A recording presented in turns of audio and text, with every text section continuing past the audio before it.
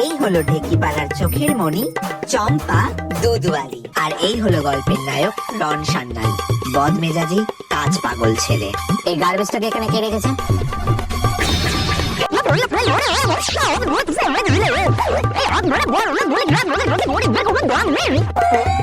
ওরে কি স্বপ্ন যে হলো রে মিনতি, কি স্বপ্ন যে হলো দেখ, তোর বর পালিয়েছে, এবার তো তুই লগ্নভ্রষ্ট হলি। না না, লগ্নভ্রষ্ট হলে চলবে না। এই সরে বাবু, এই তুমি বিয়ে করো। দেখুন, আমাদের বিয়ের সম্পর্কটা মাত্র 6 মাসের, এর থেকে বেশি আপনি কিছু এক্সপেক্ট করবেন না আমার থেকে।